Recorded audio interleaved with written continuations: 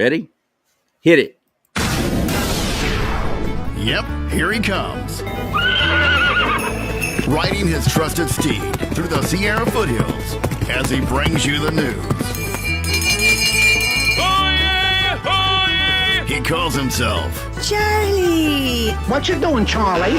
Sorry, Charlie. Hi, Charlie. There you are. Look how cute you are. Yeah. Hey, Charlie. What's with the dark glasses? And now, here he is, a man of God, living in a world of Disney. Ow, Charlie! Charlie Simons. Charlie bit me.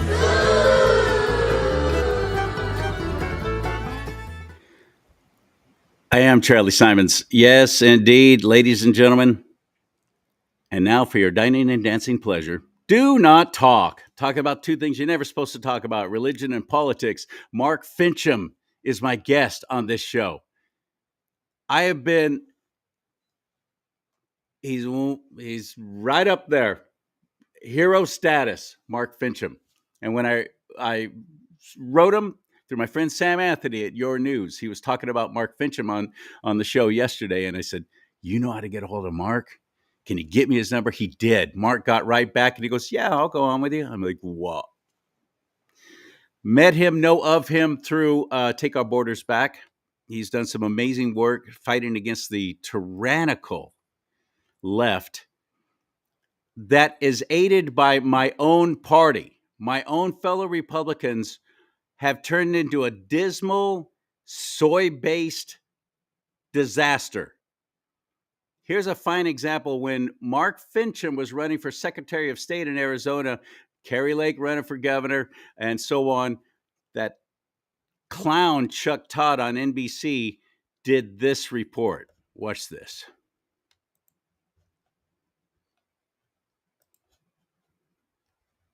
Welcome to a special Meet the Midterms edition of Meet the Press Now. I'm Chuck Todd in beautiful Maricopa County, Arizona. When you see those wonderful cacti, you know where we are. We are also at the heart of one of our perennial battleground states these days, electorally speaking. And it might be the most important county in the country when you're asking about, quote, swing counties. There's nothing like Maricopa. The road to winning control of Congress goes through states like Arizona. It has several competitive statewide races this November. And it's not the only reason we're here. The state also has become the epicenter for the election denialism movement, started by former President Trump. It's swept through the Republican Party nationwide. And here in Arizona, wow, has Donald Trump had an influence. Republican primary voters nominated 4 statewide candidates who have all questioned President Biden's electoral victory in Arizona, and not just on the margins. They've questioned it straight up front. Kerry Lake for governor, How dare Mike they? Masters for Senate, Abraham Hamadah for Attorney General, and Mark Fincham for Secretary of State. Several have endorsed the sham audits of the state's 2020 results. Sham audits. Several have backed anti-democratic small d laws for deciding future elections. How dare if elected, they? these individuals would be in power for the 2024 presidential election. Hopefully. And could play key roles in certifying results in a state God that could willing. very well decide the presidency in any given election. Here's So what I these want you to midterm see. candidates made it on the ballot by winning a plurality of votes in last month's Republican primary. No majority votes here, without much say from independents, who were going to be perhaps the most important voting bloc in November's general election.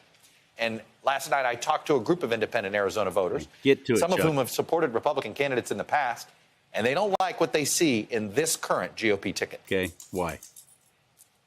I think that that's the danger that we're living right now, is that there are some folks that are really trying, and they have some really good intentions and good platforms and things that they want to run by.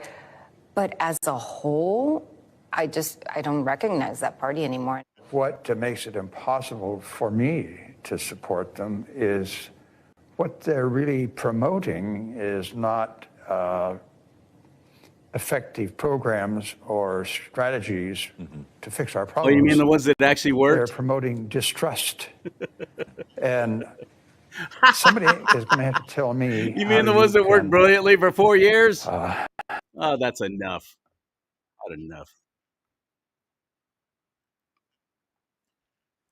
Okay, let's shut up. let's shut up now. Those are the people I'm so sick of. Hello, Mark Fincham. You're absolutely one of my heroes. You're one of my favorites, and I'm just honored and thrilled you're even on the show. What happened in that election? I know the shutting down the polling places in Arizona, especially there in Maricopa County, where you are, which is Phoenix. Shutting down polling places, claiming that something was going wrong with plumbing and that kind of stuff, running out of ballots because they knew that we conservatives were hell bent on waiting until the actual election day. They knew that. So they did everything they could. They, as in the left, made sure that we were not able to vote on that day. We, as in collectively. I'm a Californian myself. But what happened? Well, F. Chuck Todd, as F. Chuck Rush Todd. Limbaugh. Rush, I miss Rush. He I called forgot about that. Yeah, F. Chuck Todd.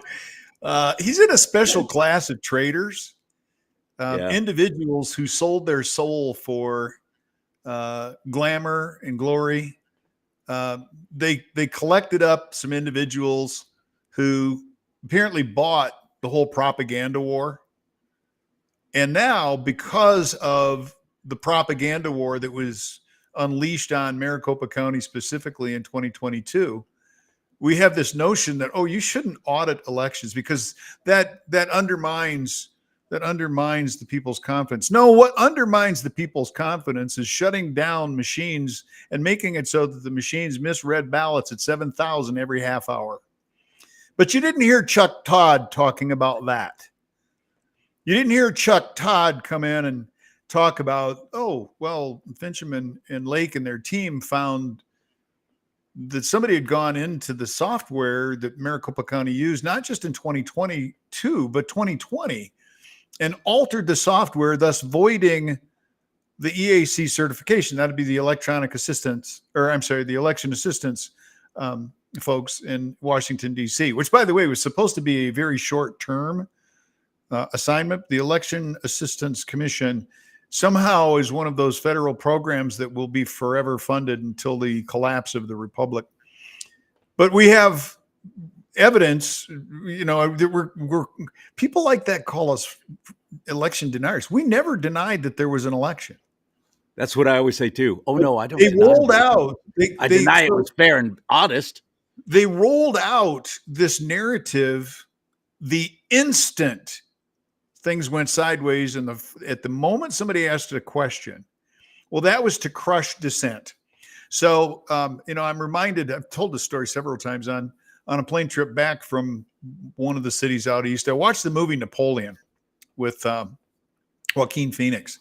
Yeah, and well done. It was it was very emblematic of what we're seeing with the democracy. So as people, and it's important that people understand a history lesson here. We're a republic, folks. We're not a democracy. Right. Now, we use a democratic process to elect people. Well, except unless you're a Democrat, then you just appoint them, kind of like what they've done with Kamala Harris. But they're there to protect and defend democracy. They'll tell you that all day long. Mm-hmm. Yet the Democrat Party is the party that of misnomers. All day long, they're going to tell you, this bill does this, when in fact, no, that's the name of the bill. It actually does the opposite. The National Voting Rights Protection Act, it didn't really protect anything, but it had a great name. Okay. And that's what they do. And of course, and that's what's important because everybody in Capitol Hill's got to feel good. And, the people that Chuck Todd was interviewing were making statements with zero evidence. Even Mark Brnovich said, well, we didn't see any evidence. Well, dumbass, that's because you didn't look. Now you got to walk that back because the people that did look found it. Dinesh D'Souza, 2,000 Mules, brilliant. His latest film, Vindicating Trump, he disclosed something that I had no idea was going on about how you're able literally to print ballots, and they're doing it. It's stunning. If you go to vindicatingtrump.com, watch that film. It's very eye-opening. But to finish off on Chuck Todd. Yeah, F Chuck. Yeah. F Chuck Todd. there's a whole class of these. I call them. I think Mike Benz calls them media cutouts. They're given a script by the three-letter agencies that now are widely known to have influenced elections all over the world, which turned that apparatus in on itself. Dr. Jerome Corsi has done a fabulous job. In fact, if you want to look at his work on the assassination of JFK, he has incontrovertible evidence now that the CIA engaged in treason, including George Bush, and murdered an American president because he didn't want to go to war, because he was going to out them for the things that they were doing internationally. And don't forget the Federal Reserve, too. Yeah, all the way up to murder. So here we've got a guy like Donald John Trump. And I'm proud to say that a good part of my heritage comes from the same region that his family comes from. I'm Scots-Irish predominantly, about 65%. The southwestern coast of Ireland, northwestern coast of Scotland, a little bit of Spaniard in there. I guess that's where I get my dark skin color. But, we've got a man who they want to vilify him. This is interesting. They want to vilify him because he didn't grow up in a middle-class home. Yeah. Of course, neither did Kamala Harris, but be that as it may. Nor Franklin Roosevelt, nor any other number, or John Kennedy. Probably the none of them last grew up one. middle class. The last one was maybe Truman. Truman was a simple guy, okay? And he had some pretty weighty things that he had to make some decisions on. And I think he made for the most part, right decisions. But, it was no secret that FDR fell in love with the Soviet state. I mean, he was best buds with little Stalin. And Eleanor, she thought communism, that was the way to go. We need to have programs and employment, and we got to put it. Okay, so what that did is it inculcated into the American experience a form of democracy that was much more like the French Revolution. And Robespierre created a society of dependence. Well, it's a society of sanctioned murder is what it is. So that's why they had the guillotine. That's why, the whole let them eat cake thing, that's in question now. Now, was the French aristocracy decadent? Yeah. Is that a reason to murder somebody? But old Robespierre kind of had it turned back on himself. And that's what a democracy does. It creates a cancer from within itself and eventually will collapse because of the lust for power. Yeah, and that's what we're seeing right now. I promised I would bring it back full circle. That's what we're seeing today. So we have Mike Johnson, Speaker of the House, who could have vacated all of this false, this facade that happened on January 6, 2021. Could have done it with a stroke of a pen. But instead, he's allowed it to persist. And there are people in prison right now. Your last guest is going to prison based on what? Based on something that in any law enforcement organization, I did 21 years as DPS officer in West Michigan, any organization that engages in entrapment, it's over. Except the federal government, because they don't want people to talk. They want you to sit down, shut up, and swallow it. Well, back on November 30th, 2020, and I didn't know this until sometime after the hearing that we had the first ever ad hoc hearing to explore, some would call it an inquest, to explore what went sideways in a major election in the United States experience. Now, Chuck Todd can claim all he wants that there was nothing there, that it was a farce. And get all these rhinos to stand up there and go, oh, yeah, this is terrible. Yeah. The Republican Party, I don't recognize it anymore. What they're not talking about is 15 days later, one of the most respected men in the Arizona Senate, a guy by the name of Eddie Farnsworth, quite frankly, one of the unsung heroes in this entire fracas that we're calling election denialism. Actually, it's fraud affirmation. Issues subpoenas to the Maricopa County Board of Supervisors to examine not only the machines, but the ballots and everything about their election. Now, leading up to that, they knew the subpoenas were coming, and leading up to that, they said, oh, we're going to cooperate. We're going to do everything we can to see to that we have a quick resolution to this. The minute those subpoenas dropped, they lawyered up, and that's, as they say, that's when the fight started. And they started destroying evidence, didn't they? Yes, they did. Yes, they did. In fact, my good friend Joe Hoft at Gateway Pundit, I don't know if you know this or not, but Joe was, I believe, 30 years a certified auditor for a major auditing house, did a lot of auditing in China for businesses here in the U.S. for compliance audits. Okay. So what's the point of an audit? The point of an audit is to do one of two things. Either prove that the system is operating perfectly, or that the system is not operating perfectly. And if it's not operating perfectly, when I say perfectly, it's as designed within the parameters that justify the system. Okay. If it's not, then the audit is designed to do what? Find defects and make recommendations for improvement. Okay. So Joe Hoft noticed that on the day, and by the way, so through this protracted subpoena process, Maricopa County delayed, obfuscated, did everything they could to not participate. Then finally one day they said, oh, all right, well, we'll participate now.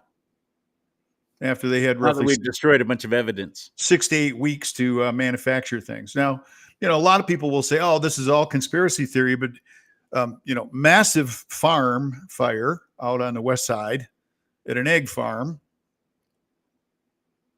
owned by one of the county supervisors just happened to start and burn everything up inside. Ballots and all. Shredded ballots and all. Then, of course, you've got the question that Joe Hoff asked. When the boxes of ballots were delivered to the Veterans Center for inspection, the very first thing that they noticed was that the seals had been broken, that the ballots were no longer in the sealed bags that were supposed to be in the boxes. And then another gentleman by the name of Bob Hughes, who is a subject matter expert. His family used to own the printing company that printed ballots for Maricopa County before Runbeck came on the scene. Notice at the bottom of several of these were a collection of ballots. So when you have a ream of paper, it's perfectly formed, like it just came off the cutting machine. Well, in several of these boxes, there were ballots. These were mail-in ballots, by the way. Mail-in ballots at the bottom that were in that pristine condition with ballots thrown on top of them. Seals broken, still in the bag. Now, Joe tells me that in that moment, the auditors should have declared that this result is irredeemably compromised. The audit's over. Over. Yet they persisted. Now, I'm not bad-mouthing the audit team. They did incredible work, and they proved a number of things. But the media has so misrepresented the story that the American people will never probably know the truth. I hope to one day write a book that tells the other side of the story. I don't know if Mr. Logan is going to put a book out. I'm told that he may. There'll be a tell-all. Ooh, that's going to be juicy. But part of the audit team, and many people probably don't know this, they tried to have a balance between, and these are the people that were on the floor looking at ballots, reading ballots, counting ballots, all that. They tried to have a cross section, excuse me, of Republicans, Democrats, Independents. Okay. And many of the people on the floor, after several days, began to have a tactile memory, meaning they would handle a piece of paper and they'd know if it was similar to the majority of the papers they'd already handled. Okay. It's kind of like, oh, interesting. Yeah, you can tell a different gauge of paper. You can feel it. There's an envelope, and then there's a notepad. Okay. Right. And there were a number of different styles of paper. Oh, that's interesting. The other thing that they noticed is the the printing on them was different. Okay. So fast forward to the end of the audit. A lot of the Democrats that were part of that team off camera said, we're pretty confident that Donald Trump won. Because the ballots that we're counting, how do you have a mail-in ballot that's not folded?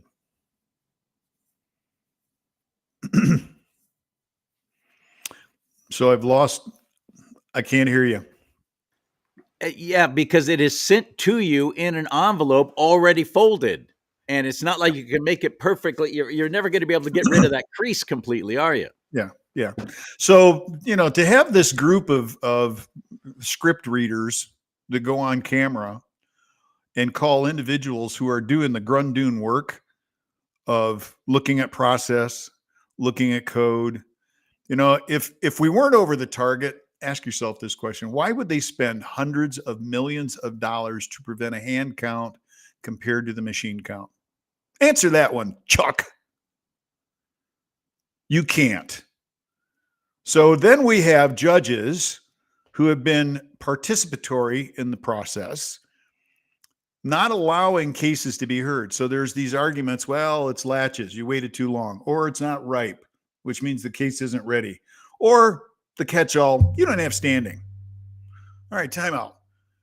Mark Fincham and Carrie Lake had standing in 2022 when we filed in U.S. District Court and said, hey, these machines, they got a problem. The code needs to be inspected because the code is defective. Well, in the fullness of time, not only did we prove that the code was defective, we warned the court 2022's election is going to be severely affected by defective code. And indeed it was. Then the election was certified by none other than the individual who was responsible for allowing the code to persist. That would be Katie Hobbs. And then you have now a Secretary of State, a Sinaloa cartel member, lawyer, who defended in Fast and Furious. He's now the Secretary of State. And I'm told he wants to be governor. Yeah, you can't make this stuff up, man. This is the takedown of the American election system. And when you have voters who are so easily swayed by obvious propaganda, I mean, all you'd have to do is drive through, Venezuela and look at the billboards, and then look at the billboards here in the United States. It's the same propaganda. It's just a different face and a different language. So they tried to make it appear that people like me, you're the ones that are at fault. You're denying that we had an election. You're denying that Joe Biden was elected. You're damn straight I am. Because we got the receipts. We can show that the software was not EAC certified, that it had been turned into this Frankenstein monster, that you had the God keys up front so that someone could go in the back end of the software, pull out the data file, stick in a new data file, exit the system, and never be discovered. They didn't have to go outside. I had a registrar of voters, elected representative, of course, and we were talking about the Dominion in his particular county machines in California, and he's saying the same thing. Oh no, there's no outside influence. Nobody can hack into it. And I said, well, whoa. Prove it. And why are these machines set up for Bluetooth and burst modems? He didn't have an answer. Yeah.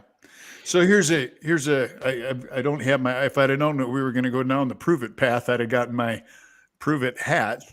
This is not even this one. I got, but the other one says prove it on the front. Is actually not why I even had you on. There's something else that happened that I wanted to talk to you about. Okay. But sorry, I'm monopolizing the conversation. I know, no. I started it. And if you've enjoyed your time here and you'd like to come back on again, I would love to have you on again. So I'll leave it up to you. Here's what I actually wanted to even talk to you about. You testified, and you were talking about what's going on at the border. Mm-hmm. And you were talking about organ harvesting. in a way that I'd only heard of.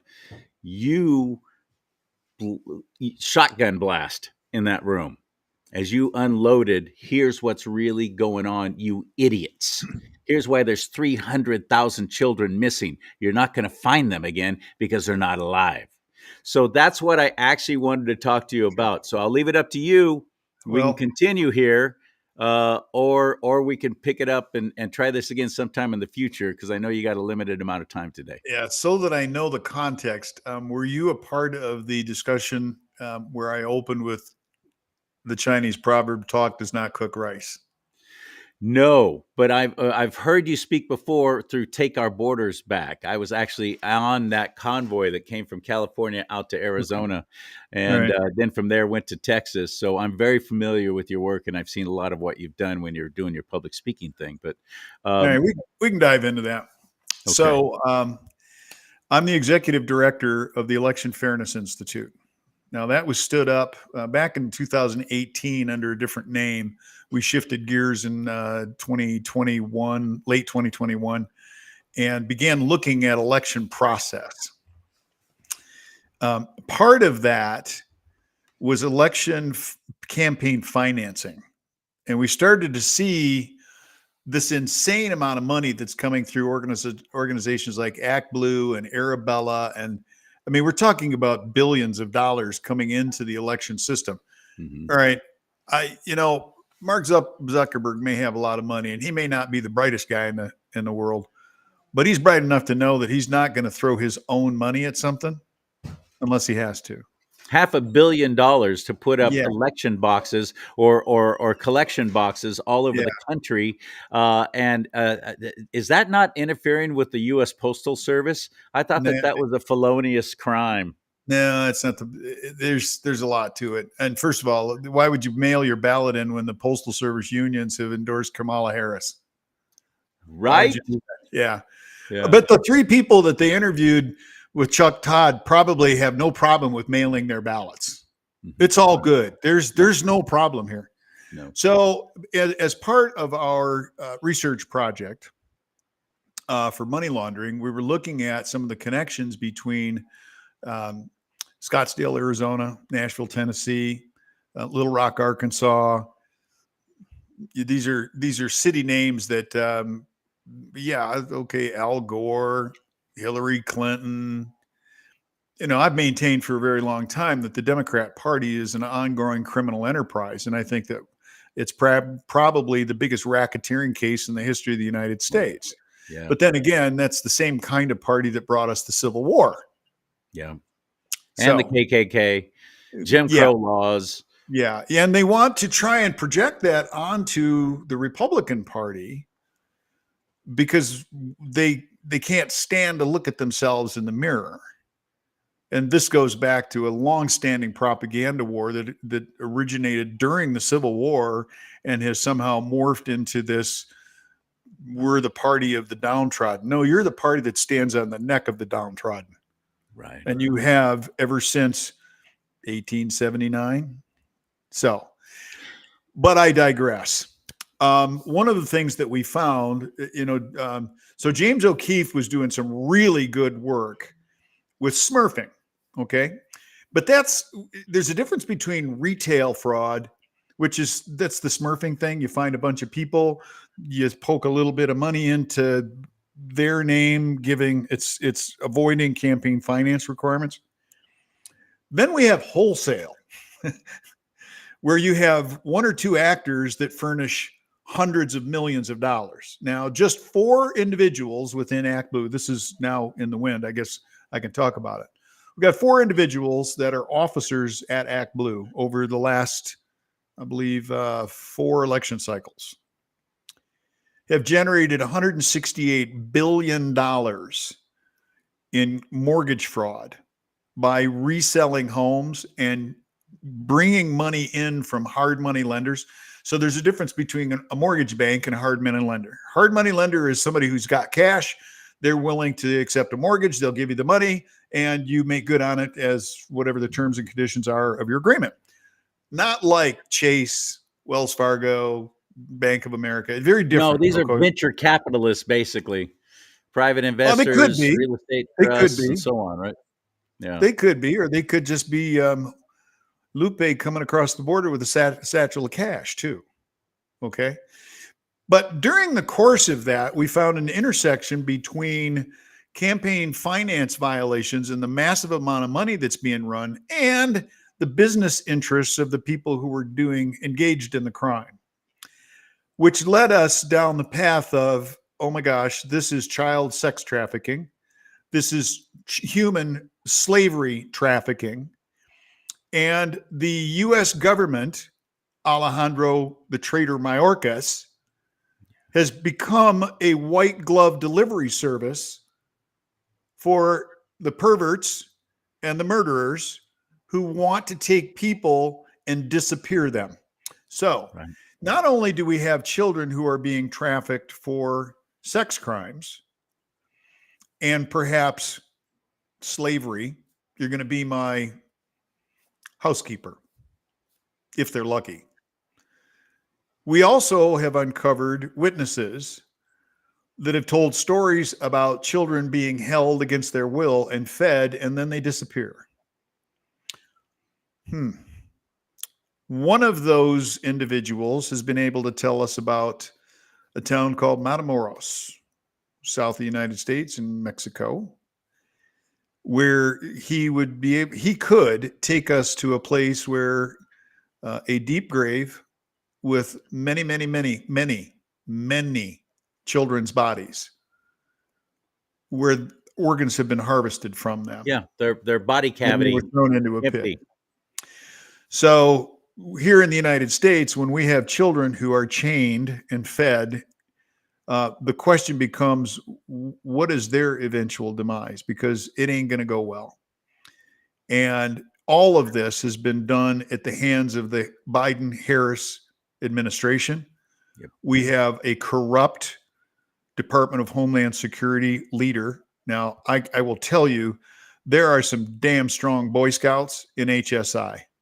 In fact, if it wasn't for HSI and the agents that are in that organization, Homeland Security Investigation, if it wasn't for them, we would be full on Babylon. Now, I think we are full on Babylon now. And in fact, there's a great movie, Splintering Babylon, that was moved.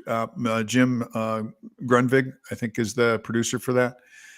You know, we've got a situation now where if you just take a historical view of Babylon and overlay the United States with that, how are we any different? And it didn't end so well for Babylon. So I think we're at a point now, we have notified, I think, the right authorities. This is a research project. And by the way, it's the Election Fairness Institute. If people want to know more about it, they can visit goefi.org. We are privately funded. We've got donors that give anywhere from $20 a month all the way to, a single check for 10 grand. But we do not accept government contracts. The information that we research and report on, we provide for free to anybody that wants it. That's goefi.org. That's correct. What's that stand for? Go Election Fairness Institute. Okay. It's a lot longer to say, well, go visit the electionfairnessinstitute.org and people go EFI is awesome. .org. We're just going to go EFI.org. Yeah. The consequences of this open border policy that Obama started, people seem to have forgotten that. Yeah.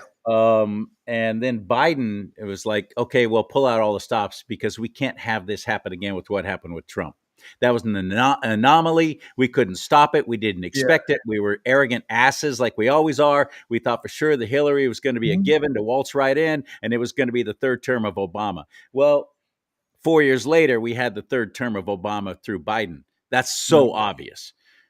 And that man is orchestrating and doing so much because he's wicked. So here's the Democrat Party is wicked, but the whole opening the border thing, it's paid off for them in so many ways. We have at least over 20 million people who are not loyal to this nation, broke a law to come in here, and now they're getting all the freebies. What's going to happen when the freebies dry up and the left says, those people over there, they don't want you here. They're the ones that took all the money away. Get them. Yeah, I think so. There's a lot to unpack there. Number one, when the goodies go away, they'll go home. We have 30%. When President Trump came into office, we had a 30% self-deportation rate. People are like, "But you're not going to feed me? I'm going home." But what we're seeing is the very purposeful implementation of a strategy called Cloward and Piven. And if people want to look it up, you got a couple of socialite Democrat types, probably communists. I don't know for sure, but they're social justice people at Harvard, and said basically the way to take down capitalism is you swamp its resources. Yes. In order to have a totalitarian state where that you can redistribute those resources in Karl Marx fashion. Okay. Well, this is Cloward and Piven. It is what we are watching, and it is treason. What they have done is treachery, and it is treason against the United States Constitution and the people of the United States. Yep. Not just against the officers. Now, I'd like to have F. Chuck Todd comment on the coup d'etat that occurred in the early morning hours of January 5th, all the way through to even today. It is a coup d'etat that was engineered by both parties. Now, some people can say, oh, Fincham, you're just a conspiracy theory. No, there is no such thing as a conspiracy. There is also no such thing as a coincidence. Now, conspiracies, they have to be proven. And to say that there's no such thing as a conspiracy, yeah, that's kind of a wild statement, but you got a lot of people that are acting on their own in their own interest.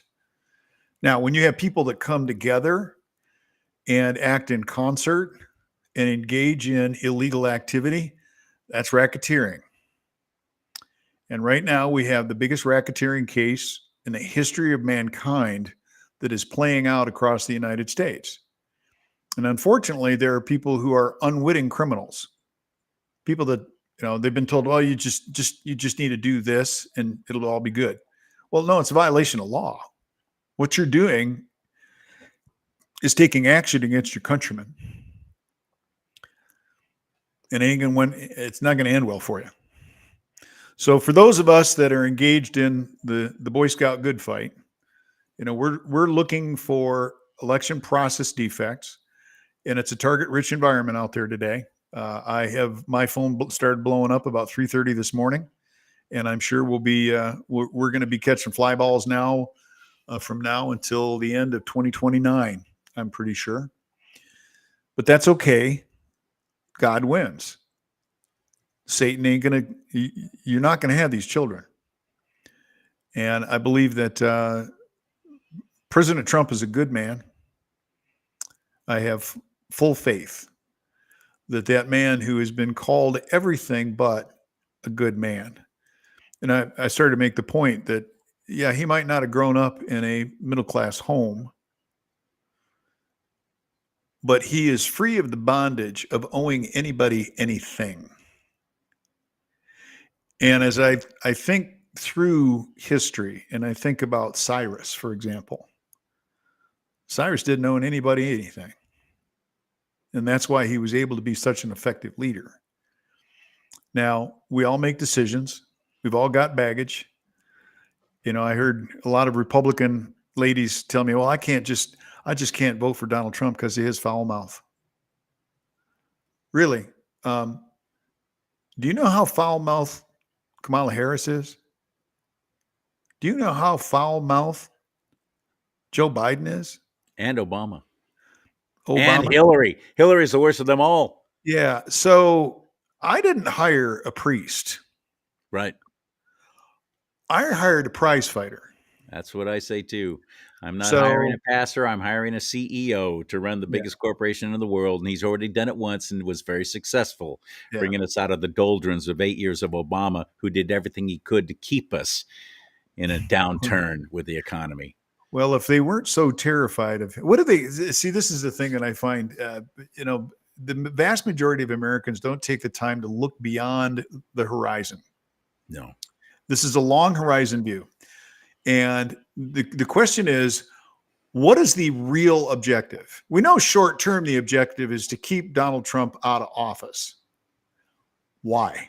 Oh, because he's incompetent. Well, no, he's already proven he's very competent.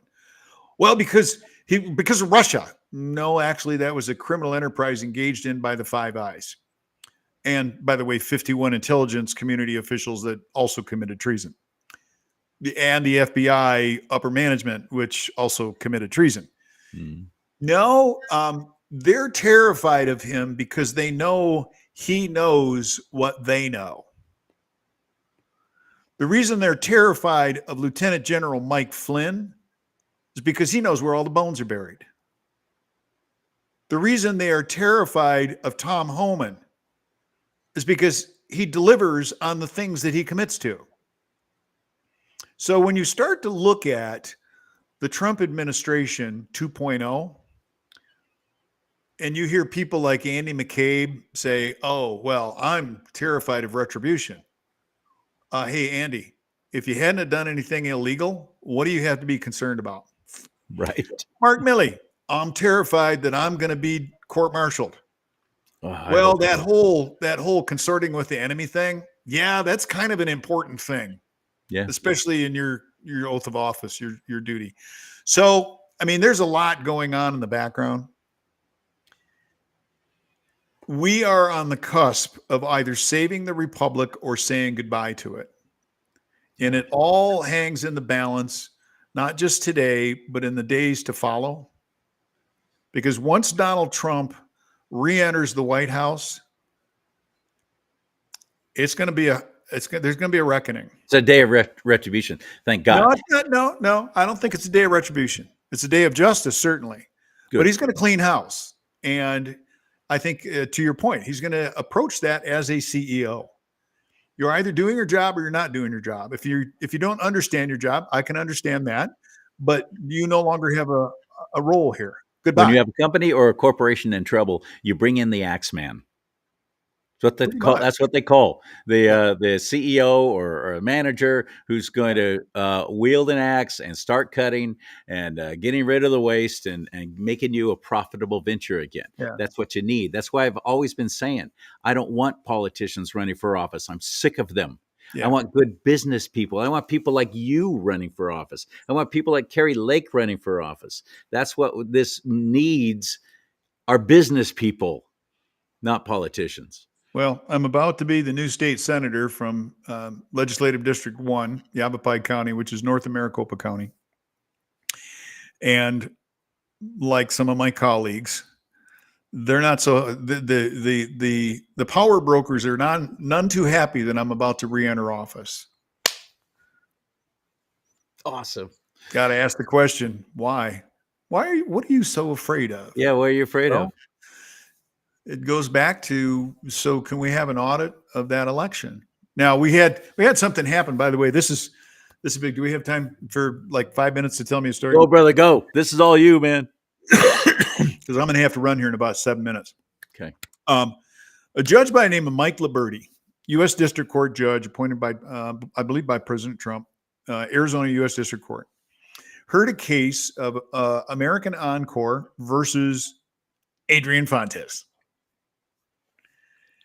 Adrian Fontes basically wanted to certify an election without considering a county that failed to certify an election. If a county fails to certify, well, we're just going to ignore you and we're going to go on and do our own thing. Judge Liberty said, no, you're not. That is the most absurd thing in the history of the United States, to mass disenfranchise an entire county because they want to have the assurance that an election was complete and accurate. And in his dicta, in the decision, Judge Liberty, and I've known Mike for a long time. I've known Judge Liberty for a long time. I hope that one day he sits on the U.S. Supreme Court because he is meticulous. He said, well, there's three things that a county could do to cure their suspicions. Number one on the hit parade, appoint an auditor. Okay, so the next time a local judge here says, well, you're going to have to, we're not going to let you appoint an auditor. You're going to have to certify this election no matter what. I hope that we have a county board of supervisors that says, no, according to U.S. Judge Liberty, we're going to appoint an auditor and we're going to do an audit. So this whole narrative that F. Chuck Todd tried to promote was, oh, it's a sham of an audit. No, it was a legitimate audit. It should have been stopped a lot sooner, according to Joe Hoff. But there was a lot that was taken out of that, a lot that was learned from that audit. Just because the extreme radical left media propaganda machine wanted to protect their guy, they screwed the American people out of a just opportunity to examine an election. Hard stop. So that's all I got to say on that one. Senator Fincham. That's awesome. About to be. I hope so. And I hope it's certified, and I hope everything goes according to I know it's going to go according to the Lord's plan. It's His will. It's already done. We just have to catch up. So if people want to give us a little love and help us out, good. I'll still be working for the Election Fairness Institute, although I'll have to take a step back while I'm in office because it's going to be busy. But we will continue. We have a number of people that are looking at everything from voter rolls to campaign finance to voter registration anomalies, machine codes, and all that. But people can go to goefi.org. And if you just give us $10, $20 a month, I know this, I hate asking for money, but it's one of those things that we got to pay our people. $20 a month, just check the box, a monthly gift. Do that for a year. That money goes a long, long ways to helping us get things like meaningful analysis. And I'll leave you with this. So one of the projects that we just finished up with Dr. Andrew Paquette was able to identify 2 cryptologic algorithms in the voter rolls in Arizona. And he was able to... Cryptologic algorithms. Yeah, basically an algorithm that clones voters, creates fictitious voters just out of thin air. And because of the signature of that algorithm, he was able to give us a list of about 500,000 fake voter IDs and names and addresses where said fake voters allegedly are at. So we have 500,000 clones in the system as proof. Now that's been turned over to election officials, and we will see what they want to do with it. But if ballots come in from these cloned individuals, we already know that they're false. So that's the kind of stuff that the Election Fairness Institute is engaged in doing. You are, but the election officials that you have to turn this stuff over, who are supposed to follow through and regulate this and monitor this, how trustworthy are they? It's all over the spectrum, man. It really is. So here in Yavapai County, we have a gal by the name of Michelle Burchell. I think gold standard as far as a county recorder. David Stevens down in Cochise County, gold standard. In fact, I would love to see David appointed to the Election Assistance Commission. He's that good. And then at the other end of the spectrum, we've got a guy by the name of Stephen Richer, who thankfully was thrown out of office and is going to be replaced by, I think, a fellow by the name of Justin Heap. I'm pretty sure that Justin's going to have this in the bag. Justin is going to do what I would have done as the Secretary of State, and that is go through and clean the system up. That's what's got to be done. People don't realize how important Secretary of State, how important that office is. No. Unfortunately, we had a great candidate running at our last big election here in California. Rachel Hamm would have been extraordinary because she's talking like you're talking. And she knows the facts. She knows what's going on and how they're cheating and what they're doing. And Secretary of State is the one that can make that go away and get it right. And people don't know that. They don't pay attention to that race oftentimes. Yeah, certainly it can. The Secretary of State is a change agent. Now, elections happen at the county level, but the Secretary of State is there to hold counties accountable for following state and federal statute in the management of elections. And that's one of the areas that we have fallen down pretty bad all around the country. Now, the other thing that we've fallen down, and I'm going to be a little rough on my colleagues right now. We have state, I think it's 7,500 roughly, state legislators around the country, that's both representatives and senators, who have enacted some of the stupidest laws possible. Yeah. Same-day registration, mail-in voting, voting month, exclusivity for voting machines, blocking access to voting records by the people. Okay, wait a minute. Elections belong to the people. They don't belong to the government. And if you're not willing to just follow the law, then you have no place in our system. None. So, Charlie, thank you very much. Yes, I would love to come back and be on your show again. This has been very enjoyable, but I got to run, brother. I understand. You're a blessing, my friend. You truly are. And thank you very much for taking the time. The Honorable Mark Fincham. That was fantastic. I've been wanting to get him on for so long. I'm so glad it finally happened. Thank you, Sam Anthony at yournews.com for helping facilitate that. And you can help us stay on the air. Right there's the little QR code. Just hold your phone up to that. That'll take you right to venmo.com/DoNotTalk. venmo.com/DoNotTalk. If you can help me keep this show going, that would be a tremendous blessing. Pray about it. I know we're all going through some hard times right now. I get it. And we got everybody standing there going, I mean, if I have to stand at something and order, and then you turn this little card carrot reader thing around and it has suggested tips on it because you took my order, now I have to tip. Yeah. No. How about no? So if you can help, though, please, venmo.com/DoNotTalk. May God bless you and keep you. May God bless America. But most importantly, America,